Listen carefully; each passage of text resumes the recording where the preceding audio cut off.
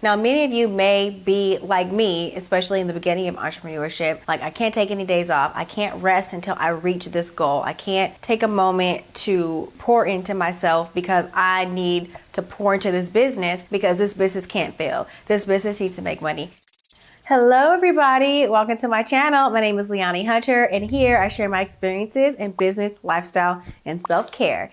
And before I get into the video, let me say I missed you guys. I took a little bit of break for myself because I needed to take a break. I've been going, and I didn't want to stop the home staging stuff I was doing to take a break for YouTube things. But I got to the point where I'm like, I just kind of had like a crash moment because too much was on my plate and I had too much to get done, along with some family things that were going on. So I had to take a break, but I'm really excited to get into this video and talk about the self-care things that I did to be able to get back in front of this camera and do some more videos because I have seen some momentum in my channel and I'm really excited to keep it going. I know the break that I took didn't do well for the algorithm, but at the end of the day, my mental health is more important than an algorithm. So let's get started. My self-care tips start off with being more intentional about your being, your mental health, your body, your emotional state, your spiritual state. Normally, self-care is referenced to getting your hair and nails did, taking a bubble bath, getting a massage, which all of those things are phenomenal and those go into self-care as well. That's all about being relaxed in the moment and getting your mind and your body prepared to take on the next day. But self-care, in my mind, is a continuous process, and taking steps to healthy mind, body, spirit, soul is more than going and getting my nails done, because getting my nails done is kind of like a band-aid over something that's internal and that's deeper inside of me that I need to address so that I can have a good mental state while I'm trying to do my business, being stronger spiritually, being stronger emotionally, physically, all the things. So being a well-rounded person. So that's what I'm going to be talking about today. This is not in any particular order. I'm not doing this and like do this first and then second and then third. These are just things that I do at different times, but I try to keep things consistent enough to where there's not a huge break in between me doing these things. So the first thing I recommend is keeping your space, your house, your room, your office, whatever it is, organized, free from clutter, and everything in its place. Because a clear space aids a clear mind. And when my stuff is all over the place, I don't care how much I want to get work done. I feel like whatever, all of the stuff that's surrounding me is also blocking me in my brain. And that keeps me from actually being able to problem solve, keeps me from being able to think strategically in my business. And when I'm like, have to go through finances, go through spreadsheets, and there's numbers all over the place, having a messy house, there's dishes all over the place, there's clothes that need to be folded, it's a mess all over, and that won't allow me to handle whatever mess may be in my business, because we should all know as entrepreneurs, things can get messy, and it's like, everything isn't pristine and perfect and on time and working like clockwork. So if my business is having an issue where I got to dive right into it, I have to have a consistently clean environment so that I could do that. Now, I'm not perfect at this at all by any stretch. I just did a presentation and I was up for 4 days straight, making sure all the slides are right, making sure I knew what I was talking about, make sure I checked all the facts. And while I was working on the presentation, I wasn't really focused on getting everything cleaned around me. I just wanted to get it done. But before I moved into the next project, I had to do a deep clean. I had to scrub, I had to organize, I had to wash, I had to do all of that stuff, because moving on from one thing to the next was not going to be as efficient or effective if I went on from being laser focused on that presentation with my house being in disarray. And then I finish that and then go right into the next thing at the same level of fervor and intention. So having a break to reset your life, reset your day, reset your home, reset your mind is so important for self-care, because all of those things compound on one another. If from one major event in your life to the next major event in your life to the next in your business, if there's not that gap of reprieve, then it'll just pile on. And then you'll look up and think like, when is the last time I exhaled? definitely one of the major things is have that time to reset your house. When you're cleaning, when you're decluttering, when you're organizing, that gets you to start thinking, come back into your mind, come back into your body, because you're doing things that are just like small little tasks, repetitive tasks. And for me, in those times, that helps me to relax my mind, to think more. I'm able to come up with more strategies. Me and my husband will be cleaning, and then we're like, hey, I have this idea. And then we're able to talk it out while we're cleaning. But if I went from that thing to the next and not had that gap of cleaning, decluttering, organizing, my mind wouldn't have also been cleaning, decluttering, and organizing, and then processing and having new ideas and new plans and things like that. So that was a mouthful, but definitely big part of self-care.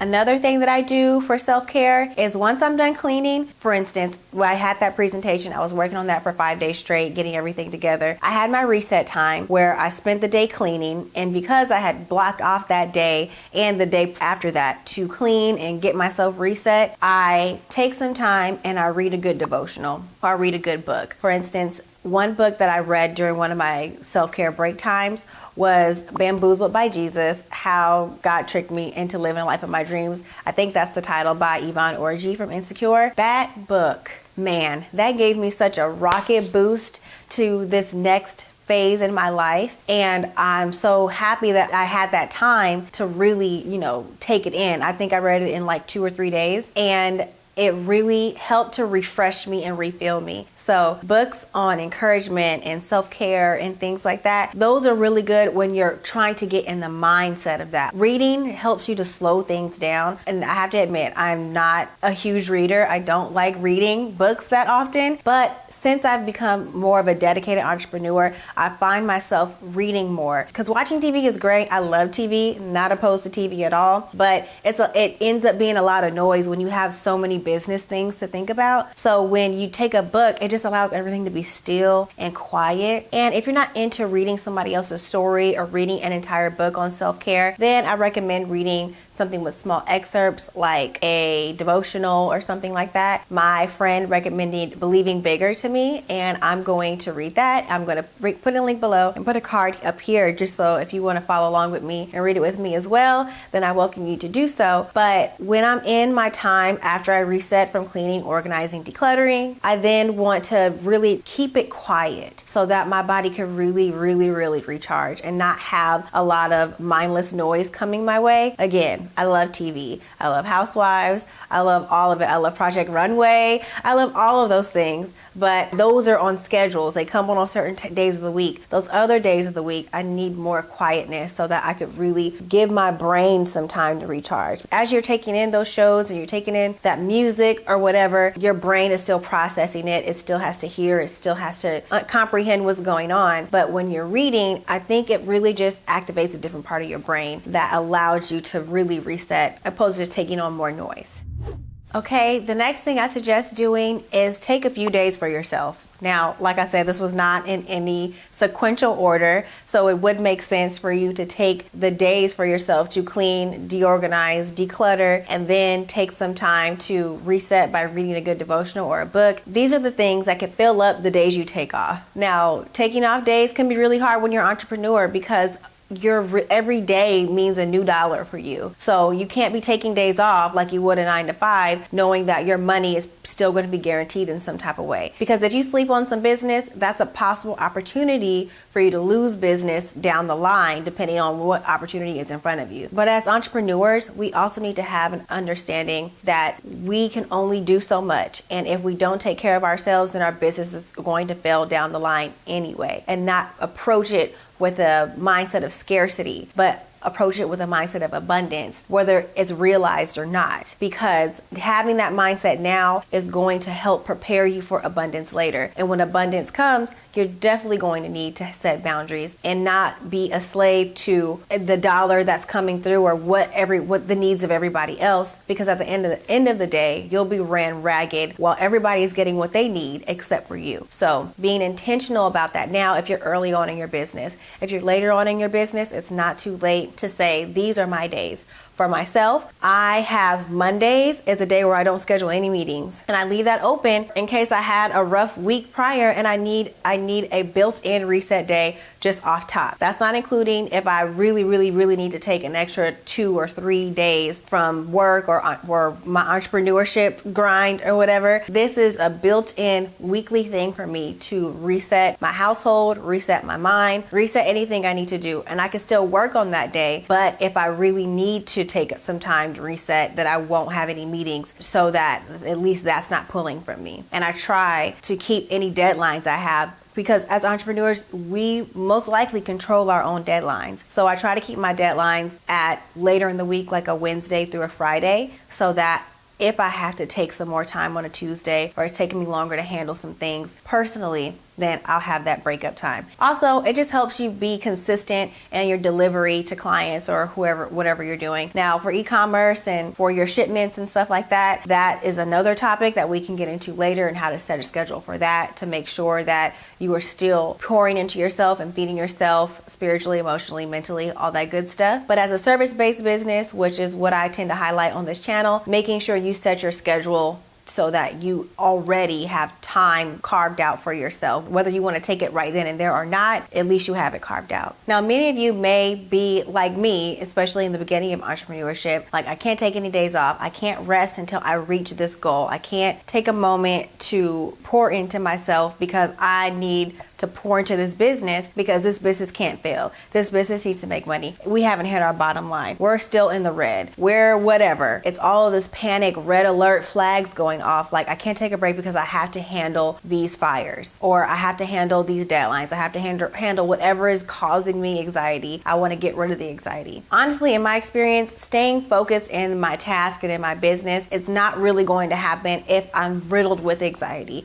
because then my movements, my motor skills, everything that allows me to be a good entrepreneur and being good at my job is malfunctioning. It's like when your computer is fast fanning. It's so hot, it's hot on your lap, it's like making all this noise, and you're like, okay, I just need to shut all these windows off. I need to restart it, and then it'll work, and I can open the windows up again, and it'll be good. Think of it that way. Whenever you really need to take a break, you're probably fast fanning, you're hot, and you're moving slow, like some of these windows need to be closed out, I would apply that same thing to your life. That's what I apply to my life, where it's like, okay, I need to continue working on, but I won't be able to continue unless I reset. You may be saying, well, I can't take a break. Like, you really can't take a break. Oh, it's easy for somebody to say, take a break, rest. And I know that. I mean, I'm definitely the one to be like, I can't rest. I got too much to do. I'll rest when I make these dollars, okay? I totally understand that. But let's dig a little deeper real quick. In my experience, whenever I feel like I cannot take a break,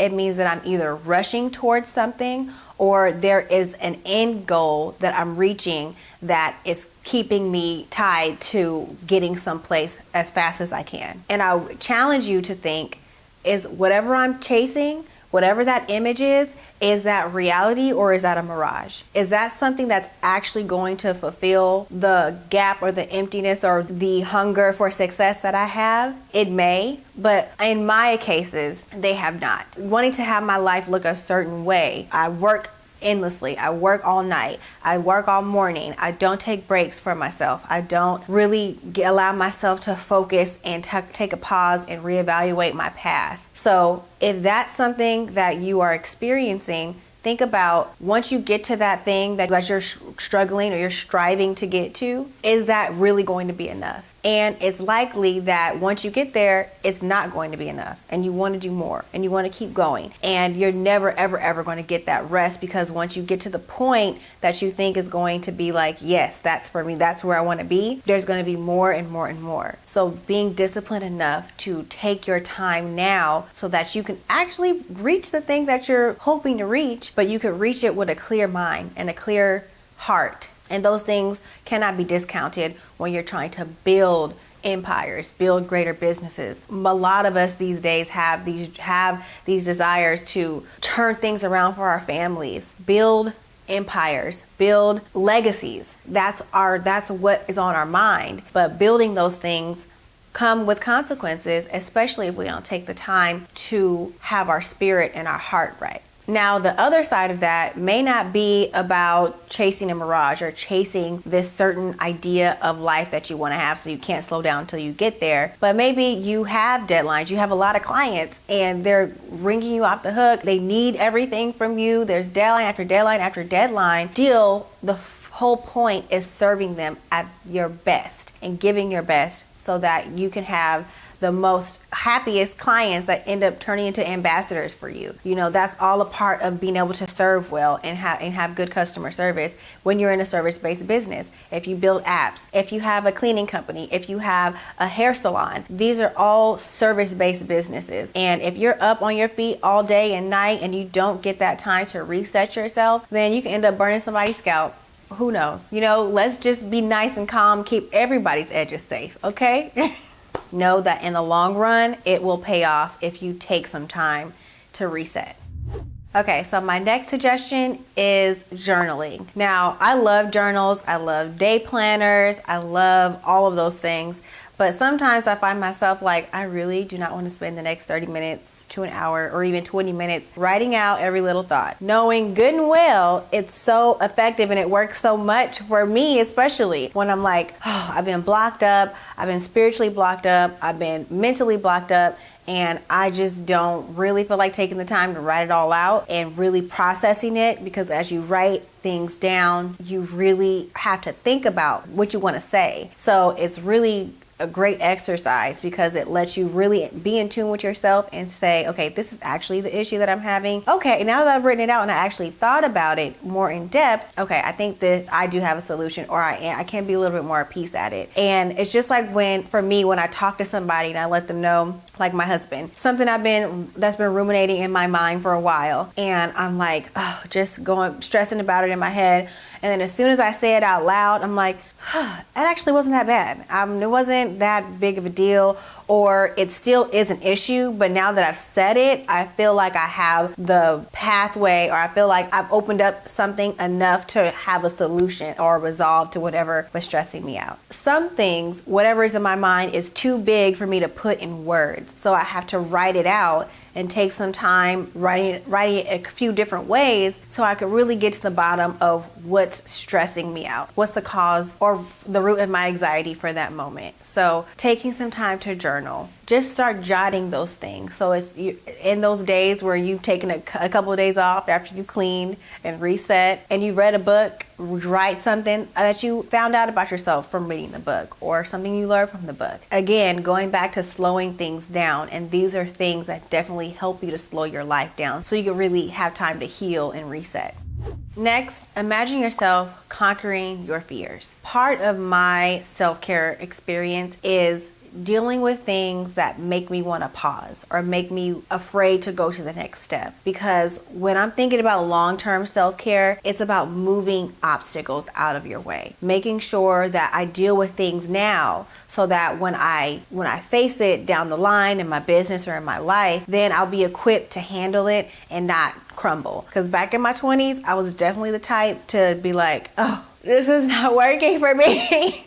I'm like falling out, like, oh my God, like just dramatic, okay? I'm still dramatic, but really dramatic. But now I've grown enough to know how to provide the tools for myself so that I can have these more effective responses to the obstacles in front of me. And for me, effective and real self-care is making sure I have the tools today to clear out my path when it gets murky and hard to see in the future. Taking time now so you can have a smoother go at things down the line. Anything that I've mentioned in this video is something I recommend doing now and daily so that you can build up your muscles and build your mental strength to face those challenging things head on. And for me, facing my fears looks like public speaking. I do it because I teach a course for real estate agents, but I am not someone who really wants to get up and start talking in front of a whole bunch of people and have them look at me and judge me in person. On camera, it's one thing, but in person, you see somebody's face and they're like just disengaged. That's something I really don't want to deal with, and that used to be a fear, but getting up and practicing in the mirror, practicing out loud, practicing in front of my husband allows me to be able to feel more confident when I'm standing up, when I'm talking, when I'm teaching. That helps me to really get out of that fearful place and get into a comfort zone that used to be a discomfort zone. So that's definitely something I recommend when you're focusing on self-care and your time off, when you just have some downtime. Imagine yourself, for me with public speaking, imagining myself speaking in public, speaking to a crowd of 50 people, 1,000 people, 10,000 people. Not saying that's necessarily what I want to do, but I want to not be afraid of it if that day comes. Or having a difficult conversation with somebody, having to do a sales pitch, any of those things. Start imagining yourself doing those things and conquering those things. Because for me,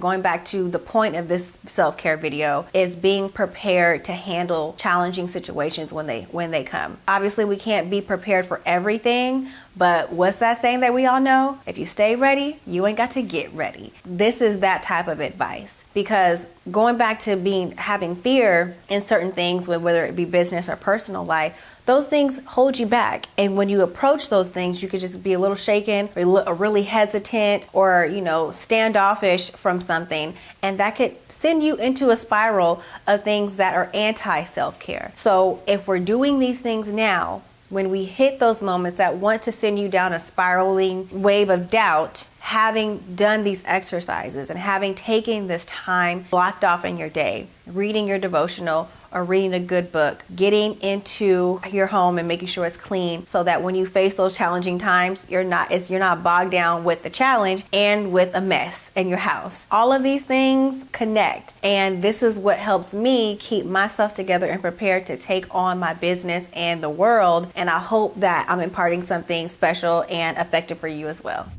Okay, so now we're at the last recommendation of the video. And this recommendation is a little different than my previous ones, but I think it's important for me to share this because it's something I'm currently going through right now. Sometimes in our lives, we're faced with things that shake our foundation. And starting a business, becoming an entrepreneur is definitely something that can shake your foundation. For instance, I grew up in a Christian household. I grew up in church my whole life. But there have been times in this business where I've been challenged to where the things I learned about God didn't necessarily add up in my life at the moment, physically, mentally, spiritually, financially, all of it. I just didn't feel like everything that I had learned, all the knowledge I've culminated my entire life, and I'm arrived at this point, and it's just not adding up for me. That's shaken my foundation. For another example, if you come from a family background that's like, you need to do ABC and that's it and that's all, doing everything else is not really going to work for us. This is not the way our family does it, but you're like, you have a desire, you have a dream, you want to be an entrepreneur, that's something that is pulling at you and that's something you know you can be good at. Then when you get into the business and things are questionable, things aren't looking the way you would hope they would look, they're going down a way that looks more negative than you ever anticipated, then those things can be shaken. And what I believe is good self-care, at least for me, is making sure I have sound people around me that can help me keep my mind clear and help me to know what's real and what's not when I'm going through my emotional battles as an entrepreneur. Not necessarily for them to give me a solution, but to have that relief of honesty.